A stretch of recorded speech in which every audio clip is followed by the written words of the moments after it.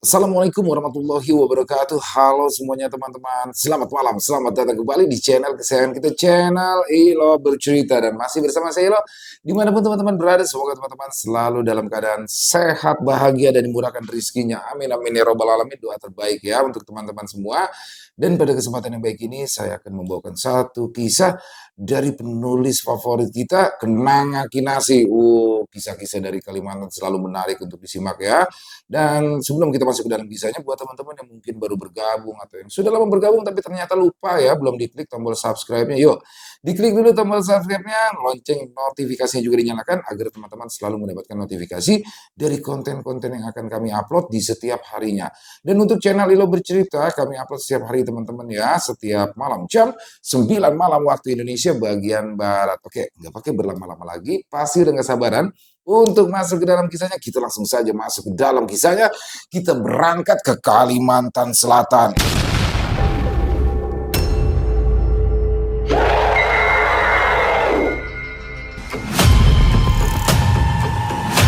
Warung kopi Acil Ida.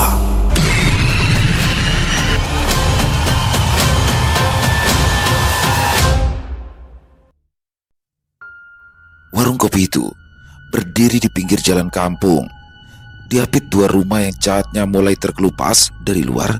Tempat itu tampak sederhana, hanya deretan kursi plastik dan meja kayu panjang yang warnanya mulai membudar. Tetapi setiap malamnya, warung milik Acil Ida ramai oleh lelaki yang datang melepas lelah setelah seharian bekerja. Santi melangkah masuk dari pintu belakang. Wajahnya kusut, rambutnya dikuncir seadanya. Dia baru saja datang dari kamar yang disediakan Acil Ida. Dia berjalan sambil melamun. Masih terasa perih di dadanya, meski sudah 3 bulan berlalu sejak sidang perceraiannya selesai. Dia duduk sebentar di bangku dekat dapur, mengikat celemek sambil menatap lantai papan. Tidak lama, Acil Ida muncul dari balik tirai dapur. "Sudah siap, San?" tanya Acil Ida lembut.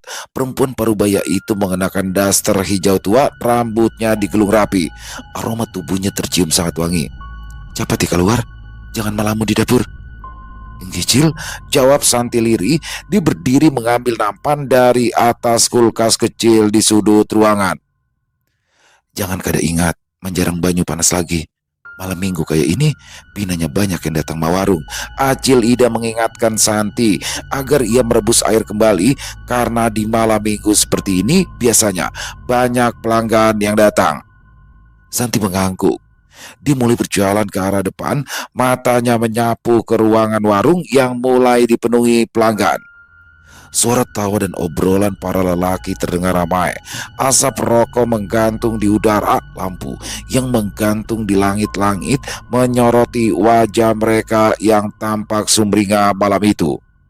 Amang Duan, suami dari Acil Ida, duduk di bangku pojok sedang mengobrol dengan dua lelaki lain yang masih mengenakan seragam. Dia sesekali tersenyum, matanya melirik ke arah istrinya yang sedang sibuk di dapur.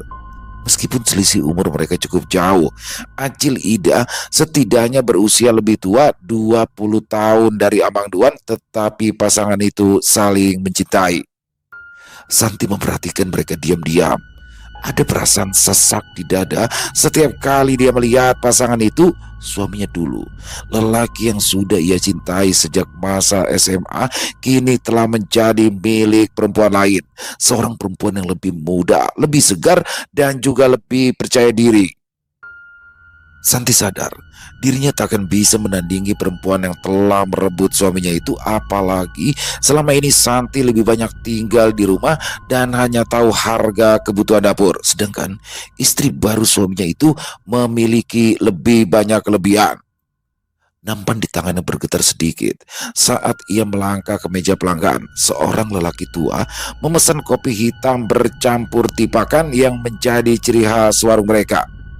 "Kadang satu mat pala," ujar Santi sambil berusaha tersenyum semanis mungkin walau terasa getir olehnya sendiri.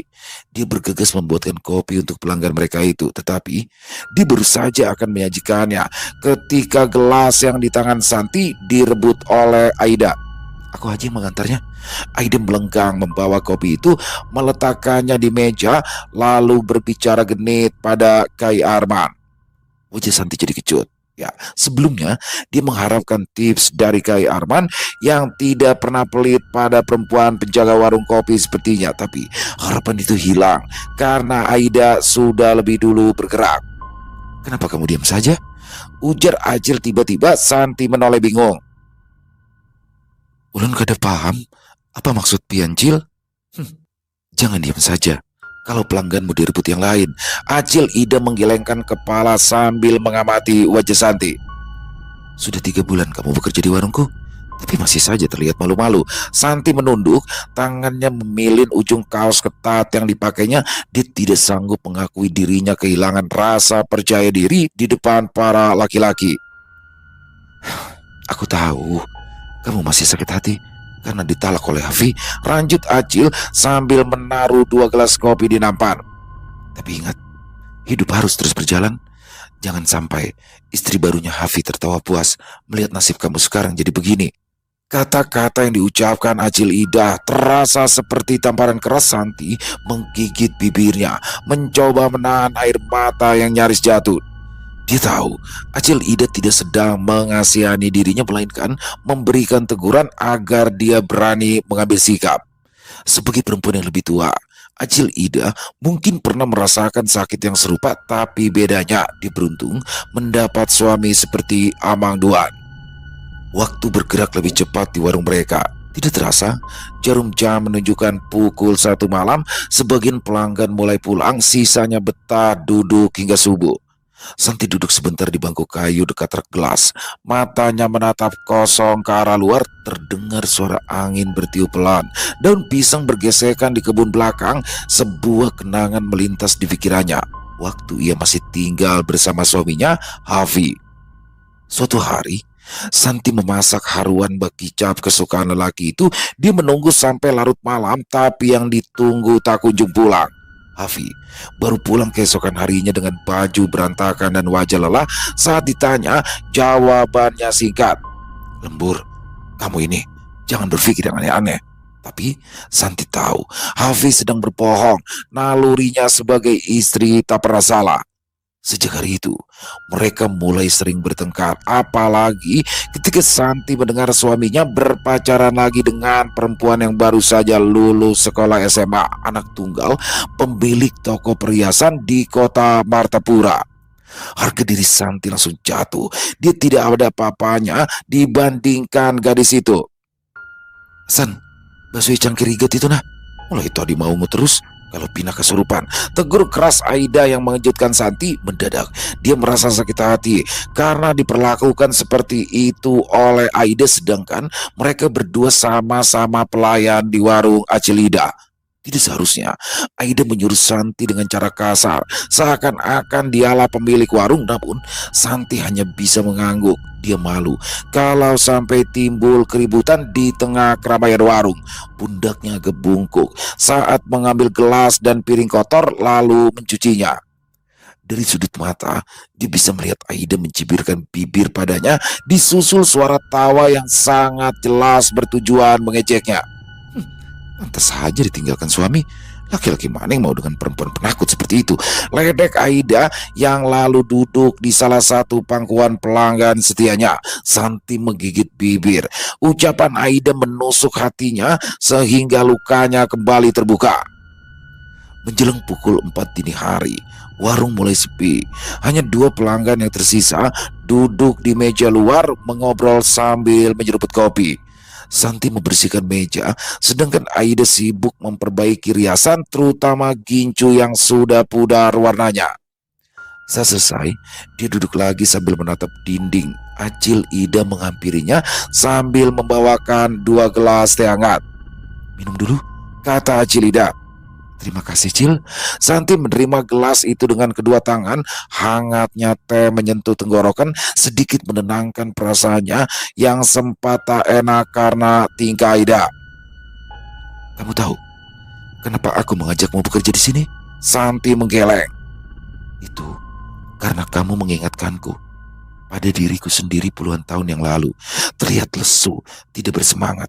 Bahkan pernah berpikir untuk mati saja. Santi tersentak, dia tidak mengira jika Acil Ida bisa menebak dengan tepat apa yang sedang dirasakannya saat itu. Apalagi setelah aku tahu kamu ditalak Hafi karena perempuan lain. Acil Ida menggelengkan kepala. Makanya aku langsung kasihan dan segera mengajakmu bekerja di sini supaya kamu tidak banyak melamun karena tidak ada pekerjaan. Santi tersenyum pahit. Kalau saja nasib tidak mempermainkan hidupnya, dia tidak akan pernah bekerja sebagai penjaga warung kopi yang hanya berjualan malam hari seperti ini. Semua orang tahu para gadis warung memiliki sifat genit dan suka menggoda lelaki yang mampir ke sana, sedangkan dia jangankan bersikap menggoda, mencoba mengajak pelanggannya mengobrol saja terasa sulit. Rasa percaya dirinya hilang, sehingga dia seringkali gagap ketika berbicara dengan lelaki pelanggan warung mereka. Apa Pian tidak keberatan karena aku bekerja di sini? Acil tahu aku pemalu. Wajahku juga biasa-biasa saja, ucap Santi pelan. Acil Ida tertawa keras, sehingga Aida dan Amang Duan menelerang. Ayo sana ya, ikut ke dalam sebentar. Biar lakiku dan Aida menjaga di luar sebentar ya. Santi mendongak, dia agak terkejut karena mendadak diajak masuk tanpa alasan. Bapak Cil, sudah, jangan banyak tanya.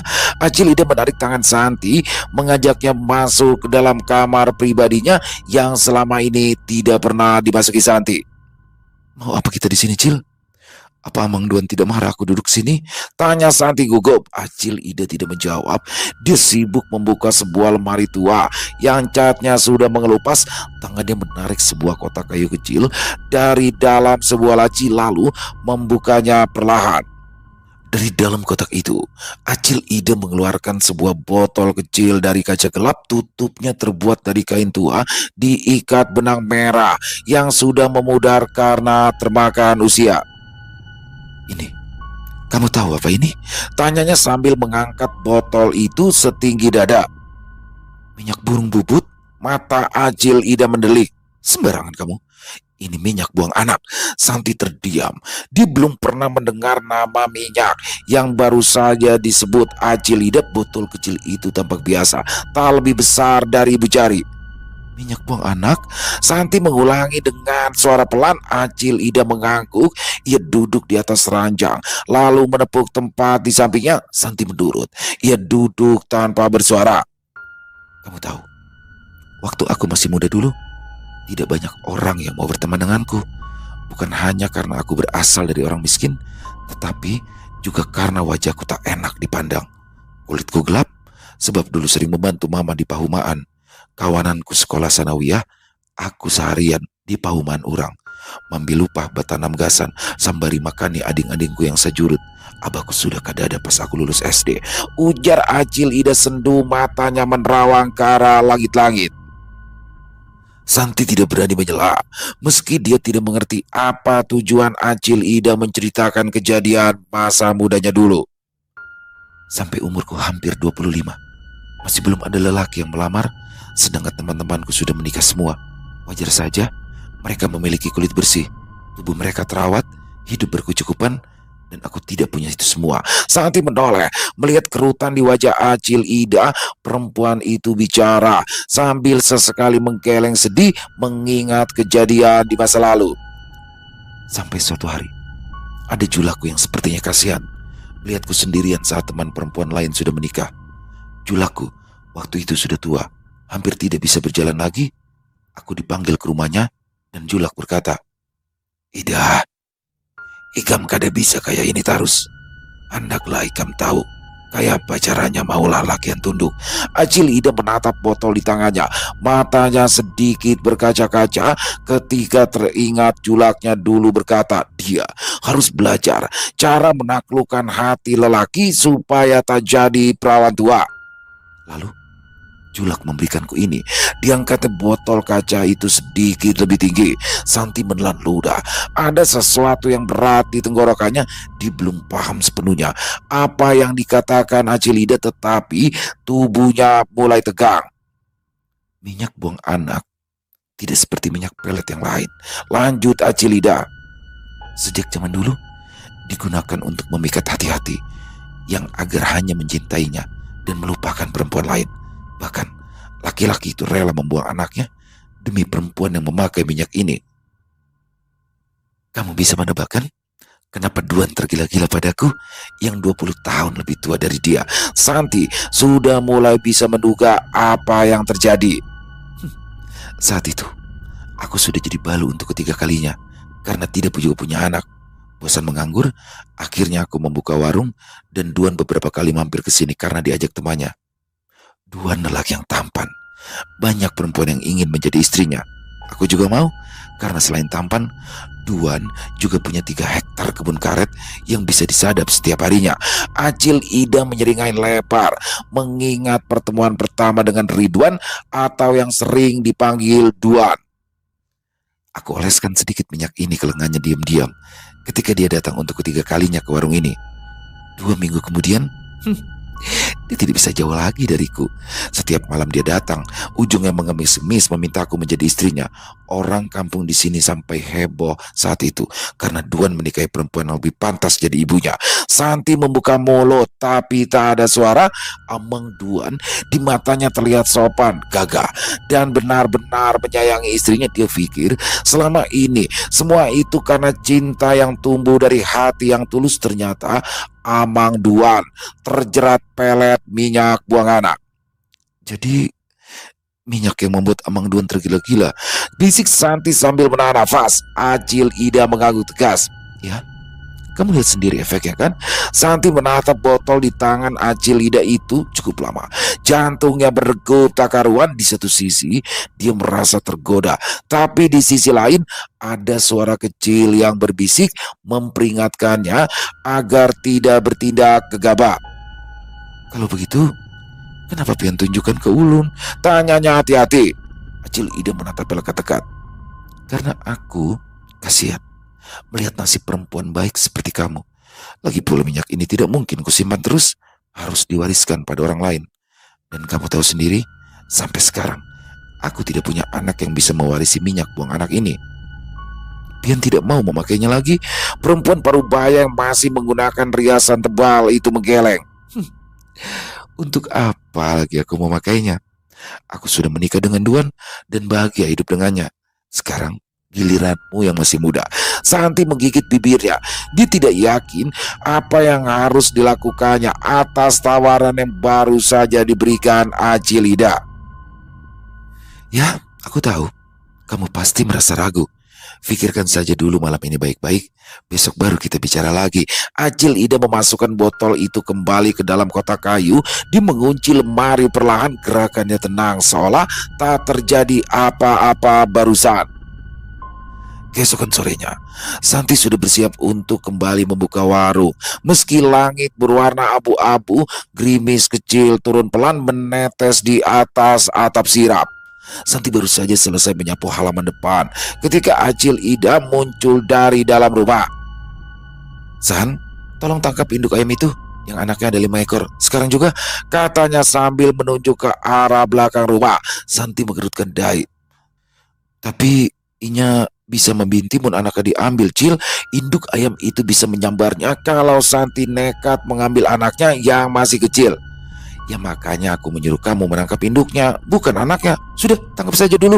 Santi menyingsingkan lengan bajunya, lalu turun ke pekarangan belakang. Ayam betina yang dimaksud sedang mengais tanah bersama anak-anaknya. Begitu Santi mendekat, ayam betina itu melindungi anak-anaknya, mengepakkan sayap sambil berkokok tajam. Santi sempat kerepotan ketika berusaha menangkapnya, tetapi pada akhirnya dia berhasil. Tangan kirinya memegang leher, tangan kanannya mengunci kedua sayap. Si ayam meronta, tetapi tak bisa lepas dari cengkraman kuat dari Santi.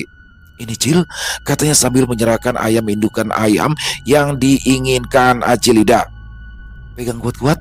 Acil Ida sudah menunggu di pintu dapur. Di tangannya ada sebatang korek kuping yang tampak mengkilap di bagian ujungnya. Ini sudah kuelesi minyak buang anak, ucap Acil Ida tanpa menunggu pertanyaan Santi. Dioleskannya ke badan ayam dengan sangat hati-hati, lalu berbisik pelan sehingga Santi tidak bisa mendengarnya. Sekarang lepaskan ayam ini, Tapi jangan dekat-dekat dulu, perintah Cilida. Santi menurut. Dia melepas ayam itu agak jauh dari anak-anaknya. Ayam betina itu berdiri bingung sejenak, lalu menoleh ke arah anak-anaknya yang bergegas mendekat melihat induk mereka. Apa yang terjadi kemudian membuat Santi ternganga. Alih-alih mendekat, induk ayam itu justru melangkah menjauh. Saat anak-anaknya mengejar, ayam itu menyerang balik. Paruhnya mematuk keras sehingga kepala anaknya berdarah. Kenapa bisa begitu? Bisik Santi dengan suara tertahan. Itu karena minyak yang kuoleskan tadi membuat induk ayam itu lupa akan ikatan batin mereka, bahkan pada anaknya sendiri. Jawab Acil Ida tenang. Pengaruhnya begitu kuat sampai seekor induk ayam tak mengenali anaknya lagi. Santi masih menatap ayam betina itu dengan mulut terbuka. Perlahan Santi mulai membayangkan wajah seorang lelaki. Ya, namanya Fadil. Badannya tegap, kulitnya bersih, rambut klimis. Kalau bicara suaranya halus. Dia suka memesan kopi tubruk dan gorengan tanpa banyak bicara pada Aida, apalagi pada Santi. Perlahan Santi tersenyum. Tidak bagus melewatkan kesempatan yang ditawarkan padanya. Tidak setiap hari ada yang mau memberikan minyak pelet langka tersebut. Cil, Aku mau minyak itu, kata Santi malu-malu. Acil Ida memandangnya lekat. Sudah yakin? Sudah, Cil. Aku tahu kepada siapa minyak itu ingin kuoleskan. Acil Ida mengaku paham. Tapi ada ritual khusus yang harus kita lakukan supaya minyak ini sah menjadi milikmu. Malam datang dengan cepat. Wajah Santi sumringah ketika ia melihat Fadil datang bersama temannya. Dia yang malam itu sudah berhias lebih tebal sengaja menyentuh tangan Fadil saat memberikan gelas kopi yang dipesannya. Hati-hati kak, panas, katanya dengan suara yang sengaja dilembutkan dari biasanya. Fadil tidak menepis tangan Santi. Dia hanya tersenyum lalu menatap wajah Santi lebih lama dari biasanya. Hatinya berdesir melihat perempuan yang di matanya malam ini terlihat jauh lebih cantik. Sejak malam itu, dia selalu datang dan meminta Santi untuk duduk lebih lama bersamanya. Dia juga tidak segan memberikan uang kepada Santi sebagai upah jasa karena bersedia mengobrol lebih lama dengannya. Kalau aku ingat, sudah lama juga kamu kerja di sini. Santi mengangguk. Inggi Kak Ai, sudah 3 bulan lebih aku bekerja di sini. Apa belum ada rencana menikah lagi? Tanya Fadil lebih lanjut. Lakian mana yang akun lawan jadi miskin kayak ulun kah? Keluh Santi. Dia tidak percaya diri pada statusnya saat ini. Jarang ada lakian baik hati kayak itu. Fadil diam sebentar lalu berkata, kayak apa kalau lakian itu aku? Santi tidak menjawab, tapi senyumannya sudah cukup menjelaskan apa yang sedang dirasakannya. Fadil merogoh kantongnya, berbisik pada Santi agar mendekat. Aku rasa kamu cocok memakai ini, katanya sambil menyematkan anting emas di telinga Santi. Santi menerimanya dengan senang. Wajahnya berseri-seri karena Fadil jelas sangat memujanya. Diam-diam dia melirik ke arah Aida yang duduk dengan wajah merengut. Perempuan itu tidak suka melihat Santi diperlakukan begitu baik oleh lelaki lain. Dia merasa tersaingi karena selama ini dirinya lah yang menjadi primadona di warung. Wajah Aida semakin terlihat muram ketika dia melihat Fadil memasangkan cincin di tangan Santi. Dalam hati, Aida mulai merencanakan sesuatu untuk menjauhkan Santi. Kalau bisa, dia ingin sekaligus mengusir Santi agar tidak bekerja di warung kopi Acil Ida lagi. Karena entah kenapa, akhir-akhir ini Aida bisa melihat para pelanggannya terus curi pandang pada Santi. Jika dibiarkan, Aida pasti kalah telak dari dirinya. Saja Ikam San, geram Aida penuh emosi. Kuku tangan yang panjang menusuk kulit telapak tangan sehingga berdarah. Seminggu kemudian, warung kopi Acil Ida sedang ramai. Beberapa lelaki duduk di bangku panjang sambil tertawa. Asap rokok mengepul tebal bercampur dengan aroma kopi hitam yang pekat. Fadil sudah datang. Dia duduk menunggu di sudut warung. Wajahnya bersih, memakai kemeja lengan panjang yang disetrika rapi. Dia tersenyum ketika melihat Santi, lalu memberikan isyarat ingin dibuatkan kopi. Santi segera mendekat membawakan pesanan Fadil. Mereka bercakap-cakap mesra sehingga membuat beberapa pasang mata memperhatikan. Sebagian besar alasannya karena Fadil dikenal memiliki perempuan keras kepala yang tinggal di kampung seberang. Baru saja mereka berpikir seperti itu, tiba-tiba saja mereka dikejutkan oleh kedatangan dua orang perempuan yang masuk sambil berteriak keras. Fadil! Orang-orang di warung langsung menoleh kaget. Percakapan mereka terhenti tiba-tiba, bahkan Fadil segera berdiri dari tempat duduknya. Santi terpaku. Ya, dia mengenali perempuan itu dari cerita Fadil selama ini. Dia beringsut mundur, menjaga jarak dari Fadil yang sudah berdiri melindunginya. Istri Fadil melangkah cepat, mendekat seperti badai. Didorongnya Fadil agar menjauh dari Santi. Tangannya langsung menampar gelas di depan Santi sehingga tumpah dan mengenai kaki Santi. Pekik Santi. Sebelum Santi sempat bereaksi lebih jauh, rambutnya sudah ditarik dengan kuat. Perempuan gatal, perusak rumah tangga orang lain, bentaknya. Dasar pelacur. Santi berusaha melawan, tapi tangan Asna terlalu kuat. Rambutnya dijambak sekuat tenaga sehingga ia menjerit-jerit kesakitan. Warung seketika menjadi gaduh. Orang-orang berdiri tapi tak ada yang berani ikut campur. Apa kurangku sampai suamiku tergila-gila padamu? Asna menangis sambil terus memukuli Santi yang sudah kehabisan tenaga. Apa-apaan ini? Jerit kecil Ida dari dalam. Dia berlari keluar, mencoba memisnahkan, tapi Asna sudah kalap. Sedangkan saudaranya mencegah orang lain mendekati mereka berdua. Santi terus berteriak-teriak kesakitan. Lepaskan, lepas. Saat itu Fadil baru sadar dari rasa kagetnya. Dia langsung mencengkram lengan istrinya dan menarik mundur dengan keras. Tapi Asna justru memukul dada Fadil lalu meronta dengan keras. Kamu sudah gila. Kamu sudah gila, Dil. Semua mata menatap Fadil.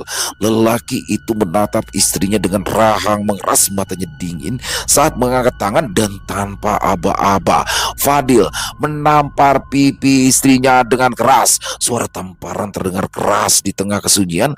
Asna terhuyung mundur. Dia tidak percaya. Suaminya baru saja menampar pipinya hanya untuk membela Santi, perempuan yang baru saja dikenal beberapa minggu ini. Perlahan air mata mengalir, tapi Fadil tak bergeming melihatnya. Aku tidak mau lagi hidup denganmu, katanya pelan tapi tajam. Dan mulai malam ini, kamu sudah kutalak. Asna menggelengkan kepala tidak percaya. Kamu pasti bercanda kan? Tidak mungkin kamu menalakku hanya karena perempuan murahan itu. Plak! Suara tamparan kembali terdengar. Jangan pernah menyebut Santi dengan kata-kata kotor seperti itu kecuali kamu ingin mati. Wajah Fadil tampak merah padam sehingga Asna terdiam ketakutan. Fadil tidak melihat lagi ke arahnya. Dia menoleh pada Santi yang terduduk di lantai. Rambutnya kusut, matanya sembab karena lama menangis. Bibirnya sobek sedikit. Fadil berlutut dan membantu Santi berdiri. Maaf, ini semua salahku. Seharusnya sudah lama ku ceraikan Asna, ucapnya sambil membersihkan debu dari tangan Santi. Aku terlalu lambat menyelesaikan semuanya. Santi tidak menjawab. Air mata yang jatuh membuat Fadil semakin merasa iba padanya sehingga melupakan Asna yang lebih mengenaskan penampilannya. Acil Ida melangkah mendekat. Cepat bawa Santi masuk, biar aku yang mengurus masalah di warung. Fadil mengangguk. Dia menggendong Santi masuk ke dalam rumah, meninggalkan warung yang penuh dengan keributan. Di luar, Asna terduduk sambil memeluk lutut. Tangisnya kian keras, tapi Fadil tidak menoleh sama sekali. Di ruang belakang, Santi duduk di kursi kayu. Nafasnya masih terdengar berat saat Fadil mengambil kain basah. Dia membersihkan luka di sudut bibir Santi dengan telaten. Aku tidak tahu siapa memberitahu dia tentang kamu. Tapi kamu tidak perlu takut lagi karena aku sudah menceraikannya. Setelah ini kita bisa menikah dan hidup bahagia berdua, kata Fadil pelan. Fadil memutuskan membawa Santi pindah ke kampung asalnya di kabupaten tetangga. Mereka berdua menikah secara sederhana di KUA. Tidak ada pesta besar, hanya syukuran ala kadarnya karena orang tua Fadil juga tak mau menerimanya sebagai menantu baru. Tapi Fadil tampak bahagia. Dan sejak hari itu, Dia memperlakukan Santi seperti permaisuri. Fadil memang tipe pekerja keras. Dia memiliki sebuah mobil pick-up yang digunakannya sebagai alat angkutan untuk warga yang membutuhkan. Semua hasil pekerjaan diserahkan sepenuhnya kepada Santi. Perempuan itu tidak perlu banyak bicara, cukup menunjuk barang yang ia mau, maka Fadil akan berusaha membelikannya. Fadil juga tidak pernah marah. Meskipun Santi kadang malas mengurus rumah, bagi Fadil Santi adalah segala-galanya. Anak-anak dari hasil pernikahannya dengan Asna tak lagi dikunjunginya. Bahkan ketika putra bungsunya masuk rumah sakit karena demam berdarah, Fadil hanya mengirim uang ala kadarnya. Bagi Fadil semua itu adalah masa lalu, dan kini hidupnya untuk Santi. Lagi pula Fadil juga tak mau membuat hati Santi sakit hanya karena ia kembali berkomunikasi dengan Asna. Dia bekerja sangat keras sehingga tubuhnya mulai sakit-sakitan. Santi juga mulai lebih banyak dengan cara menuntut segera memiliki rumah baru karena tak tahan tinggal serumah bersama mertua. Sampai pada suatu hari Fadil kelelahan. Dia belum tidur sejak kemarin malam. Beberapa kali dia menguap lebar ketika mobilnya menuju rumah. Akan tetapi Fadil sudah tak sanggup lagi menahan kantuk. Pick up yang dibawanya menabrak pembatas jalan. Dia meninggal dunia seketika. Santi menangis keras di hari pemakaman.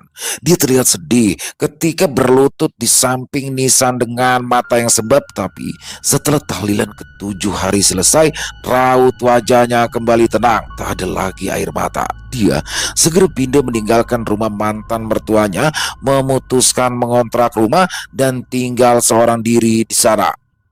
6 bulan kemudian, Santi sudah sering terlihat berbincang dengan Pak Haji Usman, pemilik kebun karet terbesar di sana. Lelaki itu dikenal alim, dermawan, dan sangat mencintai keluarganya. Istrinya, Halimah, dikenal sebagai guru ngaji. Dengan sosok keibuan, mereka punya 2 anak lelaki yang sedang berkuliah di kota. Gegerlah satu kampung saat mendengar kabar bahwa Pak Haji Usman akan menikahi Santi. Tidak ada yang percaya awalnya, tapi semua kabar burung itu segera menjadi kenyataan. Pernikahan mereka dilangsungkan besar-besaran, tapi Bu Halimah tidak hadir. Dan sejak hari itu, hidup Santi berubah drastis. Dipindah ke rumah Usman yang besar dan dipenuhi perabot mahal. 1 minggu setelah menikah, Usman membelikannya sebuah mobil Avanza terbaru. "Kam, lihatlah kayak Pak Halimah ini," tanya salah satu warga ketika mobil Santi lewat. Kasihan banarinya, tetangganya membenarkan keadaan istri pertama Usman yang sekarang menyedihkan. Halimah kini jarang keluar rumah. Kalaupun muncul, selalu terlihat memar di bagian wajah dan lengan. Dia juga tidak lagi datang ke pengajian. Beberapa tetangga mengaku mendengar pertengkaran hebat dari dalam rumah Pak Haji. Suara bentakan, pecahan piring, dan isakan tidak lagi asing di rumah mereka. Usman sekarang itu seringkali memukul istrinya. Padahal dulu kita tahu dia sangat menyayangi Halimah. Para perempuan yang sedang duduk-duduk di depan rumah itu sepakat Usman berubah setelah menikah dengan Santi. "Kayak itu pangkal bab ini 2," saut lainnya sambil mengangkat bau. "Apalagi yang diambil bini Bakas binian warung." Yang lain mencibir seakan-akan semua perempuan penjaga warung sama gatalnya dengan istri baru Usman. Santi sendiri semakin angkuh. Kalung emas menggantung di lehernya, gelang dan cincin tak pernah lepas. Dia tak mau menyapa para tetangga yang berpapasan dengannya, sehingga semakin banyak yang tidak suka pada Santi. Akan tetapi Halimah juga tidak mau tinggal diam. Keadaan yang berbanding terbalik dengan dahulu membuatnya berpikir keras. Berbekal informasi dari salah seorang temannya, Halimah pergi ke Meratus. Perjalanan ditempuh diam-diam agar tidak diketahui oleh suaminya. Lelaki yang dicari Halimah tersenyum prihatin kala mendengar ceritanya. "Tenang saja ya, semua penyakit pasti ada obatnya." Dia memberikan air pada Halimah, berpesan agar perempuan itu mencampurkan air tersebut ke dalam air minum dan mandi Usman. "Jangan lupa beribadah, karena kalian juga harus membentengi diri dari setan yang ada di dalam minyak itu," pesannya ketika Halimah berpamitan pulang. Lelaki bertubuh kurus itu menolak saat Halimah memberikan amplop padanya. Aku hanya ingin membantu kalian, tidak perlu memberi apa-apa. Akan tetapi Halimah tetap menyelipkan amplop ke balik tikar purun. Setibanya di rumah, Halimah segera melakukan apa yang dipesankan padanya, dan benar saja 7 hari kemudian sikap Usman sudah kembali seperti semula. Seperti terbangun dari mimpi panjang, Usman terkejut kala melihat wajah istrinya yang lusuh dan pucat. Dia menangis, memohon maaf sambil memeluk perempuan yang sudah ia sakiti selama ini. Dia juga segera menceraikan Santi, tetapi Usman yang baik hati itu telah merelakan semua harta yang ia berikan pada Santi selama pernikahan mereka. Dasar bungul, ujar Santi ketika Usman meninggalkan rumahnya. Dia tidak keberatan berpisah dengan Usman karena lelaki itu juga sudah memberikannya banyak harta. Setelah ini, dia berencana pindah ke Banjarmasin dan menggait lelaki lain yang lebih tampan dan tentunya lebih kaya. 10 Usman kini bisa kudapatkan, katanya Jumawa sambil melangkah menuju ke kamar mandi. Cuaca hari itu sangatlah panas, sehingga sejak tadi tubuh Santi terus mengeluarkan keringat. Aroma tubuhnya tercium tidak enak, sehingga ia memutuskan untuk mandi sebentar. Akan tetapi, setelah mandi, bukannya tercium aroma sabun, badannya justru berbau busuk seperti kotoran. Bau apa ini? Santi mengendus-endus badannya sendiri. Bau banar. Santi segera menyemprotkan parfum, mengganti pakaian lagi, bahkan memakai bedak wangi. Tetapi bau itu tetap ada. Semakin lama bau itu semakin menyengat. Santi semakin frustasi karena badannya berbau selama berhari-hari. Anak-anak kecil terang-terangan menutup hidung, orang-orang tua memalingkan wajah karena tidak tahan. Ketika masuk ke dalam pasar, 2 pedagang langsung muntah. Astagfirullah, bau bangkai. Santi hampir menangis. Dia bergegas pulang lalu kembali mandi. Dia menggosok tubuh dengan sabun dan air panas. Sudah segala macam cara ia coba, bahkan pernah juga mandi kembang, tapi tidak ada yang mempan. Rumah dan mobil yang dibelikan Pak Haji dijual untuk biaya pengobatan, tapi tak ada yang bisa menghilangkan bau busuk di tubuhnya. Dalam waktu 1 tahun, Santi jatuh miskin lagi. Dia pun terpaksa kembali ke warung Acil Ida, berharap perempuan baik hati itu bisa memberikannya jalan keluar. Saat tiba di sana, pandangannya terpaku. Warung kopi Acil Ida yang dulunya ramai itu kini tampak terbengkalai. Rumah di belakang warung itu juga kosong.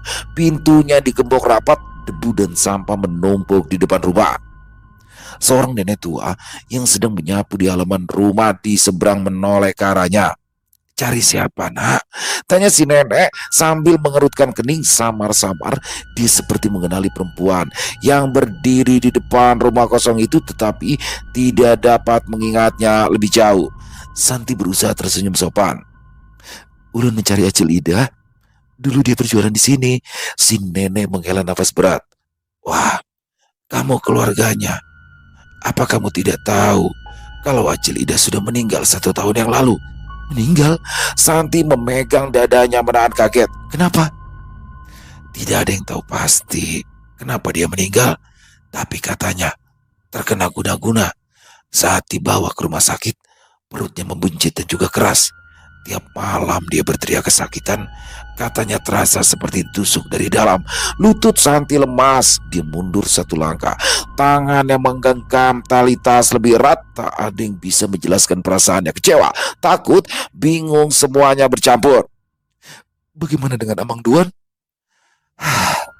Laki-laki itu gila setelah istrinya meninggal. Nenek menggelengkan kepala dengan sedih. Siapa kamu ini sebenarnya? Kenapa aku merasa tidak asing dengan wajahmu? Santi tergagap. Dia bergegas berpamitan dan mencari mobil yang akan mengantarkannya kembali pulang. Dia tidak mau ketahuan sebagai Santi yang dulu pernah membuat kampung tersebut geger setelah ia merebut suami Hasna. Dalam perjalanan pulang, Santi lebih banyak diam. Penumpang yang berada dalam satu angkutan yang sama dengannya segera memilih menghindar karena tidak tahan mencium bau badannya. Santi menahan tangis. Dia terus menundukkan kepala sampai akhirnya tiba di rumah tempat tinggal ibunya. Assalamualaikum. Santi mengucapkan salam sambil mengetuk pintu. Tidak lama kemudian, pintu pun terbuka lebar. Seorang perempuan tua yang masih mengenakan mukena membukakan pintu. Matanya yang terkena katarak tidak bisa melihat dengan jelas, tapi telinganya tidak akan pernah lupa suara Santi. Santi, tanyanya penuh harap. Mak, Santi bulik, Mak. Santi memeluk ibunya erat sambil menangis keras. Astagfirullah anakku, ibunya hampir jatuh karena tidak menyangka masih memiliki kesempatan bertemu dengan Santi lagi. Santi buru-buru menangkap tubuh ibunya. Mereka berdua berpelukan cukup lama melepas rindu setelah bertahun-tahun berpisah setelah Santi bercerai dengan Hafi. Dia kehilangan rasa percaya diri untuk kembali pulang kampung. Baru sekarang, dia pulang menemui ibunya yang selama ini tinggal dengan adik kandung Santi. Di tengah-tengah keluarga, Santi bercerita mengenai semua pengalaman yang dialaminya selama ini termasuk musibah yang sekarang menimpanya.